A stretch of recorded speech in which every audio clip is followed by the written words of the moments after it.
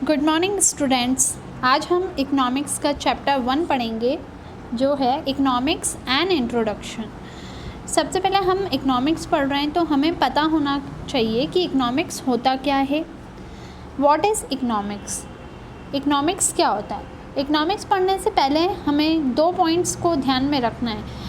जो हमारे पास रिसोर्सेज होते हैं लिमिटेड होते हैं और हमारी जो डिज़ायर्स होती हैं वो अनलिमिटेड होती है। डिज़ायर मीन्स इच्छा हमेशा अनलिमिटेड होती है, बट हमारे पास चीज़ें हमेशा लिमिटेड होती हैं। रिसोर्सेज हमेशा लिमिटेड होते हैं एंड डिज़ायर अनलिमिटेड होती है। अब हम आगे पढ़ेंगे इकोनॉमिक्स क्या होता है। What is economics? The study of how goods and service are produced, distribute and consumed. The study of how goods, हम इकोनॉमिक्स में पढ़ते हैं कि गुड्स और सर्विसेज को कैसे प्रोड्यूस करें और डिस्ट्रीब्यूट करें और कैसे कंज्यूम करें। प्रोड्यूस मतलब मैन्युफैक्चर करना, डिस्ट्रीब्यूट मतलब कि हम कौन कौन से एरियाज़ या किस किस जगह पर, किस प्लेस पर इसकी ज़्यादा ज़रूरत है वहाँ इसको डिस्ट्रीब्यूट करें और इसको कैसे कंज्यूम्ड करें। ये पूरा स्टडी करते हैं हम इकोनॉमिक्स में। The people who make goods और सर्विस आर कॉल्ड प्रोड्यूसर। जो भी गुड्स को प्रोड्यूस करता है या बनाता है वो होता है producer. The people who buy goods और सर्विसेज आर कॉल्ड कंज्यूमर। जो गुड्स को ख़रीदता है या उसकी सर्विसेज लेता है उसको हम कंज्यूमर बोलते हैं। अगर हम इकोनॉमिक्स की बात करें तो इसको बहुत ही ब्रॉड टर्म में बांटा गया है। रॉबिन्स कहते हैं economic is the science which study human behaviour as a relationship between end and scarce means which have alternative uses. Economic एक साइंस है जो कि स्टडी करता है ह्यूमन बिहेवियर को between end and scarce. Scarce का मतलब सबसे पहले पता होना चाहिए। स्क्वायर मतलब कमी, रिसोर्सेज की कमी है और उसके बहुत सारे अल्टरनेटिव यूजेस हैं। अब जैसे हम पेट्रोल या फ्यूल को ही देख लें, फ्यूल का यूज़ हमारा व्हीकल्स में भी होता है और अदर यूज़ में भी होता है, जैसे फैक्ट्रीज़ में भी उसका यूज़ किया जाता है। तो हर एक रिसोर्सेज के अल्टरनेटिव यूजेस होते हैं। इस वजह से हमारे इकोनॉमिक्स में जो रिसोर्सेज हैं वो लिमिटेड हैं, बट जो हमारी डिज़ायर्स हैं वो अनलिमिटेड हैं। अब हम आगे बढ़ेंगे। अब हम पढ़ेंगे definitions of economic. All economic question arises because we want more than we can get. हर एक इकोनॉमिक्स में क्वेश्चन अराइज होता है कि वी वांट मोर, हमको ज़्यादा चाहिए, और हमारे पास वी कैन गेट, हमारे पास जितना है उससे हमको ज़्यादा चाहिए। But our inability to satisfy our wants is called scarcity.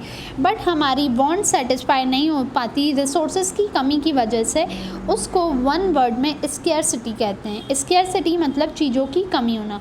Because we face scarcity we must make choices. हमारे पास कमी होती है चीज़ों की, इसलिए हमारे पास चॉइसेस होती हैं। अब जैसे कोई भी चीज़ के प्रोडक्ट होगा वो एक ही ब्रांड का नहीं होगा, वो अलग अलग ब्रांड के होंगे। हम बिस्किट भी खाते हैं तो वो अलग अलग ब्रांड के होते हैं और मतलब अलग अलग कंपनीज़ के होते हैं, क्योंकि उसके अल्टरनेटिव यूजेस भी हैं। The choices we make depend on incentive we face. An incentive is a reward that encourage an action or penalty that discourage an inaction. Incentive में यहाँ इंसेंटिव का मतलब है रिवार्ड, जो कि इनकरेज करता है लोगों को कि उसके एक्शंस करने के लिए, मतलब जो चीज़ करना चाहते हैं उनको वो इनकरेज करता है। अब हम पढ़ेंगे क्लैरिफाइंग कॉन्सेप्ट। सबसे पहले हम कुछ कॉन्सेप्ट क्लियर कर लेंगे जिससे हमें इकोनॉमिक्स क्या होता है और उसके क्या कंसेप्ट होते हैं वो अच्छे से क्लियर हो जाएगा। Scarcity means that not enough is available for free. हम स्केयरसिटी का मतलब मैंने अभी थोड़ी देर पहले ही बताया है। स्केयरसिटी मीन्स कमी होना, जिस चीज़ का हमारा उपयोग मतलब यूज़ ज़्यादा है और उसकी कमी होना। A shortage occur when not enough is available at the current price. उस करंट प्राइस पे उस चीज़ का इनफ मतलब जितना हमें मिलना चाहिए उतना नहीं मिल पाता है, इनफ नहीं मिल पाता। A shortage is a problem of price. Shortage के कारण ही प्राइस बढ़ जाती है। अब जैसे कि अगर किसी मार्केट में किसी चीज़ की कमी है, शॉर्टेज है, तो हमेशा उसकी प्राइस हमेशा ज़्यादा ही होगी, इंक्रीज़ होगी। प्राइस अगर बढ़ जाती है तो डिमांड अपने आप बढ़ जाती है। किसी भी चीज़ की अगर कमी होगी तो उसकी प्राइस तो बढ़ेगी और उसकी डिमांड भी बढ़ेगी, क्योंकि वो रिसोर्सेज बहुत लिमिटेड है, तो हर कोई उसको लेना चाहेगा, तो उससे उसकी प्राइस भी बढ़ जाएगी और उसकी डिमांड भी बढ़ जाएगी। Next, poverty.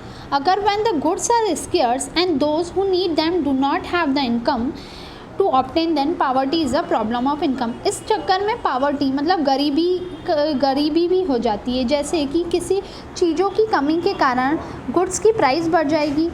गुड्स की प्राइस बढ़ने से जो नॉर्मल इनकम, जो मिडिल क्लास पर्सन है, जो कम कमाता है और जिसका पूरा बजट सेट होता है, उसके लिए वो बहुत प्रॉब्लम क्रिएट होगी, क्योंकि अगर प्राइस बढ़ जाएगी तो उसका ऑलरेडी बजट सेट होगा और वो फिर वो चीज़ खरीद नहीं पाएगा, और इस चक्कर में गरीबी हमारे देश में बढ़ती जाएगी।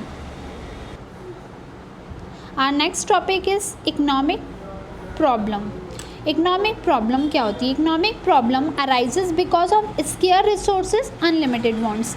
अभी इकोनॉमिक प्रॉब्लम क्या होती है कि हमारी इकोनॉमिक प्रॉब्लम यही है कि हमारी जो रिसोर्सेज है वो लिमिटेड है, मतलब स्केयर्स हैं। स्केयर्स मतलब लिमिटेड रिसोर्स, और हमारी जो मांग है वो अनलिमिटेड वांट्स हैं। इस वजह से इकोनॉमिक प्रॉब्लम अराइजेस होती है। Economic problem is to match limited resources to unlimited want. अब इकोनॉमिक प्रॉब्लम ये है कि हमारे जितने अवेलेबल रिसोर्सेज हैं उससे लोगों की मांग पूरी नहीं हो रही है, तो अब जो चीज़ मार्केट में जो चीज़ें हैं उनका सही तरीके से डिस्ट्रीब्यूशन नहीं हो पा रहा है, इसलिए हमारी इकोनॉमिक प्रॉब्लम अराइज हो रही है। Why economic problem arise? अब इकोनॉमिक प्रॉब्लम अराइज क्यों हो रही है? Human wants are unlimited but the resources to satisfy those wants are limited. अभी मैंने बताया कि ह्यूमन की जो वांट्स है वो अनलिमिटेड है, वो चाह रहा है कि मैं ये भी खरीदूँ, ये भी लूँ, पर मार्केट में रिसोर्सेज की कमी है, but the resources to satisfy the wants are limited. जो उसकी रिसोर्सेज क्या है, उसकी सिर्फ वांट्स को ही सेटिस्फाई कर सकता है, and this resources have alternative uses. अभी मैंने बताया था कि कोई भी चीज़ या प्रोडक्ट के अल्टरनेटिव यूजेस होते हैं, ज़रूरी नहीं है उसका एक ही यूज़ हो, उसके अल्टरनेटिव यूजेस हो सकते हैं। Resources scarcity give arises to the problem of choice among consumer and they make rational choice. अब रिसोर्सेज की प्रॉब्लम के कारण कंज्यूमर के पास चॉइस हो सकती है कि वो रैशनल चॉइस हो सकती है, मतलब एक प्रोडक्ट के अलग बहुत तरीके के प्रोडक्ट हो सकते हैं वो, जैसे कोक में क्या क्या आ सकता है, Coca Cola, Pepsi, Thums Up, तो उसके पास चॉइस होती है।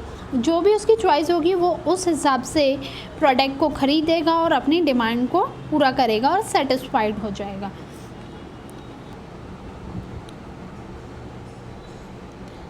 Our next topic is central problem of economic. Economic की सेंट्रल प्रॉब्लम क्या है? इकोनॉमिक की सेंट्रल प्रॉब्लम है what to produce, how to produce and from whom to produce. हम क्या खरीदें, हम क्या बनाएं, कैसे बनाएं और कौन प्रोडक्ट को बनाएगा। अब इकोनॉमिक्स क्वेश्चन क्या करता है? What to produce, how to produce and from whom to produce. सबसे पहले हम ये समझेंगे व्हाट टू प्रोड्यूस क्या होता है। व्हाट टू प्रोड्यूस में फैक्टर ऑफ प्रोडक्शन जैसे कि लैंड, लेबर, कैपिटल, ऑर्गेनाइजेशन, ये हमारे इकोनॉमिक में लिमिटेड हैं, whereas wants for goods and services are unlimited. हमारी इच्छाएं, हमारी चाह, डिज़ायर्स अनलिमिटेड हैं। तो this situation give rise to the problem. इस सिचुएशन के कारण हमारी प्रॉब्लम राइज होती है और हमें समझ में नहीं आता है, हम डिसीजन नहीं ले पाते हैं कि हम किस प्रोडक्ट को बनाएं, अब ये कैसे होगा? अब ये कंज्यूमर के ऊपर डिपेंड रहेगा। व्हाट टू प्रोड्यूस के अंदर दो चीज़ें आ जाती हैं, consumer goods and producer goods. Consumer goods क्या होते हैं? जैसे कि शुगर हो गया, ग्रेन्स हो गए, इलेक्ट्रिकल गुड्स हो गए, मेडिसिन्स हो गई, एजुकेशनल मटेरियल हो गया। यह कौन कंज्यूम करता है? कंज्यूमर। तो ये डायरेक्टली कंज्यूमर कंज्यूम करता है, इसलिए हम इसको कंज्यूमर गुड्स बोलते हैं। ये कंज्यूमर गुड्स वो गुड्स और सर्विसेज होते हैं जो कि डायरेक्टली कंज्यूमर अपनी सेटिस्फिकेशन और अपनी वांट्स के हिसाब से लेता है। कुछ कंज्यूमर किस मिडिल क्लास के होते हैं, कुछ हायर क्लास के हिसाब से होते हैं, तो वो अपने गुड्स या प्रोडक्ट उस तरीके से खरीदते हैं। एक मिडिल क्लास फैमिली का पर्सन अगर उसको अपने बच्चे को स्कूल भेजना है तो वो नॉर्मल स्कूल ढूंढेगा, बट जो एक हायर क्लास पर्सन है उसको अपने बच्चे को बहुत अच्छी पढ़ाई एजुकेशन देनी होगी, उसको पैसे जितने भी खर्चों से कोई मतलब नहीं है, तो वो एक हाई लेवल का स्कूल ढूंढेगा और उसमें अपने बच्चे का एडमिशन करवाएगा। तो इससे पता चलता है कंज्यूमर किस टाइप का है और वो किस टाइप का गुड्स कंज्यूम कर सकता है। अब नेक्स्ट होता है प्रोड्यूसर। अब प्रोड्यूसर गुड्स क्या होते हैं, जो कि which are needed to produce good for the industrial development. Producer goods वो होते हैं जो कि हम इंडस्ट्रियल डेवलपमेंट के लिए गुड्स को प्रोड्यूस कर सकते हैं। जैसे हमको इंडस्ट्रीज़ में मशीन चाहिए, स्टील चाहिए, आयरन चाहिए, सीमेंट चाहिए, प्रोडक्शन के बेसिक इंडस्ट्रीज़ के लिए जो भी उसकी रिक्वायरमेंट है वो चाहिए हो, तो उस हिसाब से हम जो प्रोडक्ट बनाते हैं वो होते हैं हमारे प्रोड्यूसर गुड्स। अब फर्स्ट तो हमने पढ़ लिया व्हाट टू प्रोड्यूस। अब नेक्स्ट पढ़ेंगे how to produce. How to produce में हम ऐसा क्या प्रोडक्ट बनाएं और किस तरीके से प्रोडक्ट बनाएं। How to produce another problem in all economics, ये हमारी दूसरी प्रॉब्लम है इकोनॉमिक की। इसमें क्या होता है, this is a technical problem which means what should be the structure of production और how the production activity should be organised. It means कि हम कैसा प्रोडक्शन स्ट्रक्चर रखें और हम प्रोडक्शन एक्टिविटी को किस तरीके से ऑर्गेनाइज करें। Which techniques of production should be use, किस टेक्निक्स को यूज़ करें कि हमारा प्रोडक्ट अच्छा बने और यूज़फुल बने और मार्केट में वो चल पाए। In a developed country, capital intensive technique should be employed, where in a developing country are technique which are mixed both of normally used. Develop country में ज़्यादातर कैपिटल इंटेंसिव टेक्निक का use किया जाता है। Country which is more populated and is agriculturally dominated should use more labour. जो country ज़्यादा populated होती है, जैसे कि हमारी इंडिया, बट इसमें क्या होता है, लेबर इंटेंसिव टेक्निक चलती है। इंडिया में हमारी कैपिटल इंटेंसिव नहीं चलती, ज़्यादा से ज़्यादा लेबर्स का यूज़ होता है, इंसानों का यूज़ होता है, कम मशीन्स से ज़्यादा लेबर्स का यूज़ होता है। अब नेक्स्ट है फ्रॉम हुम टू प्रोड्यूस। हमारी थर्ड इम्पॉर्टेंट प्रॉब्लम है कि from whom to produce. For any economic, third problem is to decide from whom the goods and service should be produced. Third economic problem है कि हम goods और services को कैसे produce करें। ये प्रॉब्लम रिलेट करती है कि किस तरीके से हम गुड्स का डिस्ट्रीब्यूशन करें और सर्विसेज का डिस्ट्रीब्यूशन करें, ताकि हमारे लोग पीपल सेटिस्फाइड हो सकें उस गुड से और हर जगह प्रोडक्ट का सही तरीके से डिस्ट्रीब्यूशन हो सके। Problem of distribution is not only important but also very complex. Distribution सबसे ज़्यादा इम्पॉर्टेंट है कि हम किस एरिया में कितना डिस्ट्रीब्यूट करें और ताकि लोग प्राइस के साथ साथ क्वांटिटी के साथ भी वह सेटिस्फाई हो सकें। Next topic is positive economics versus normative economics. Positive economics and normative. First, meaning a branch of economic based on data and fact is positive economic. Positive economic जो भी फैक्ट चल रहा है, प्रेजेंट में जो भी चीज़ें चल रही हैं उस पर डिपेंड करता है, जबकि नॉर्मेटिव इकोनॉमिक सजेस्टिव होता है। A branch of economic based on value, opinion and judgement. वो किसी आपका सामने रखा हुआ डेटा पे बेस नहीं करेगा, वो सजेस्टिव नेचर का होता है। वो क्या होता है, सजेशन देता है, ओपिनियन देता है, अपने जजमेंट देता है। ये डिस्क्रिप्टिव होता है कि जो चीज़ डिस्क्राइब कर रही है ये उस पर चलता है, बट ये प्रिस्क्रिप्टिव होता है कि लोगों की जजमेंट के ऊपर चलता है ये, और लोग क्या होना चाहिए, कैसे होना चाहिए, कोई चीज़ कैसे पॉसिबल होगी, ये सब ये सोचता है, इसलिए इसको नॉर्मेटिव बोलते हैं। पॉजिटिव जो होता है वो प्रेजेंटली जैसा डेटा होता है उसके अकॉर्डिंग वो काम करता है, बट नॉर्मेटिव इकोनॉमी क्या होता है, वो जजमेंटल होता है। वो क्या करता है कि ये ऐसा होगा तो ऐसा कैसे होगा, ये पूरा जजमेंटल के हिसाब से चलता है। What it does, analysis cause and effect relationship. अब ये कॉजेस एंड इफ़ेक्ट पे काम करता है, पर ये क्या करता है, पास वैल्यू जजमेंट जो पहले से चली आ रही प्रथा उसके ऊपर काम करता है। ये ऑब्जेक्टिव नेचर का होता है, जो सही है उसको डायरेक्ट बोलेगा सही है। ये सब्जेक्टिव नेचर का होगा कि ये हर तरीके से अपनी एडवाइस देगा, जजमेंट देगा, जजमेंटल नेचर का होता है, अपने ओपिनियंस देगा। स्टडी ये काम करता है कि व्हाट एक्चुअली इज़, अभी डेटा क्या है, और बट ये क्या होता है, फ्यूचरिस्टिक होता है। ये व्हाट ऑट टू बी, अब क्या होना चाहिए। टेस्ट, अब ये टेस्टिंग करता है। Statement can be tested using scientific, ये साइंटिफिक मेथड के थ्रू अपने स्टेटमेंट को टेस्ट करता है, बट ये स्टेटमेंट टेस्ट नहीं करता। Economic issue, it clearly describe economic issue, it provide solution for the, ये इकोनॉमिक इशू बताता है कि अभी इकोनॉमिक में क्या प्रॉब्लम चल रही है, वो क्लियरली बताएगा, बट ये आपको इकोनॉमिक प्रॉब्लम बताएगा नहीं, उसका सॉल्यूशन बताएगा। नॉर्मेटिव इकोनॉमिक, अभी मैंने बताया था पॉजिटिव इकोनॉमिक डेटा और फैक्ट्स को बेस पे डिपेंड करता है, नॉर्मेटिव ओपिनियन और वैल्यूज़ पे बेस करता है। ये डिस्क्रिप्टिव होता है और ये नैरो होता है।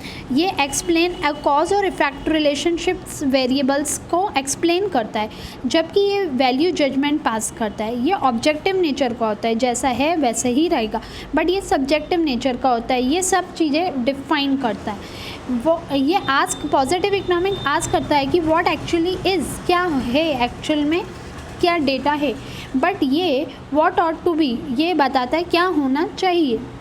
ये टेस्ट करता है और प्रूव करता है, बट ये टेस्टेड नहीं करता है। ये इकोनॉमिक्स इशू को डिस्क्राइब करता है पॉजिटिव, जबकि ये सॉल्यूशन प्रोवाइड करता है। अब हम नेक्स्ट टॉपिक है opportunity cost. Opportunity cost measure the cost of doing something in term of the next best alternative that is given up. Opportunity cost वो cost होती है। एक opportunity मतलब क्या होता है हिंदी में, अगर हम समझें opportunity का मतलब मौका मिलना। अब मैं एग्जांपल देती हूँ, अगर मुझे कोई जॉब मिल रही है, दोनों जॉब मिल रही हैं, दोनों एक ही टाइम पे जॉब आई हैं, अब दोनों में से मुझे सिलेक्ट तो एक ही करनी पड़ेगी, बट मैं सबसे पहले जॉब कैसे सिलेक्ट करूँगी और क्यों करूँगी। सबसे पहले मैं देखूँगी कि मेरा पोजीशन क्या है जॉब में, और उसके बाद ये देखूँगी वहाँ की सैलरी कैसी है, दोनों में से मेरे को कहाँ सही और अच्छी अपॉर्चुनिटी मिल रही है, तो उन दोनों में से जो मैं बेस्ट होगा उसको सिलेक्ट करूँगी। तो बेस्ट अल्टरनेटिव को सिलेक्ट करना वो ही होता है अपॉर्चुनिटी कॉस्ट। कॉस्ट की बात करें तो दो चीज़ों में से जो भी बेस्ट अल्टरनेटिव होता है, बेस्ट कॉस्ट होती है। हम इकोनॉमिक प्रॉब्लम को सॉल्व करने के लिए जो भी बेस्ट कॉस्ट होती है उसको सेलेक्ट करते हैं, वो हमारी अपॉर्चुनिटी कॉस्ट के अंदर आ जाएगी। In our two goods PPF world, the opportunity cost of producing more of one commodity is the amount of other. एक प्रोडक्ट ऑफ कमोडिटी की कॉस्ट ज़्यादा मिल रही है हमें दूसरी गुड्स से, तो हम क्या करेंगे, वो पहला प्रोडक्ट चुनेंगे और उसको ज़्यादा से ज़्यादा प्रोड्यूस करेंगे मार्केट में, क्योंकि जिसके एक की उन दोनों में से एक प्रोडक्ट की कॉस्ट और जिसमें हमको ज़्यादा प्रॉफिट दिखेगा हम वो उसमें जाएंगे। Because economic resources are scarce, हमें पता है इकोनॉमिक के जो रिसोर्सेज हैं वो स्केयर्स हैं। Society is force to make choices, और सोसाइटी को चॉइसेस की ज़रूरत है, अल्टरनेटिव प्रोडक्ट्स की ज़रूरत है, तो हम जो बेस्ट होगा उसको सिलेक्ट करेंगे। The cost of these choices can be major in, जो भी चॉइसेस हैं उन सब को मेज़र करते हैं टर्म अपॉर्चुनिटी कॉस्ट के अंदर। थैंक यू, आज के लिए इतना ही। अब नेक्स्ट टॉपिक में हम पढ़ेंगे माइक्रो एंड मैक्रो इकोनॉमिक्स के characters, features and difference between.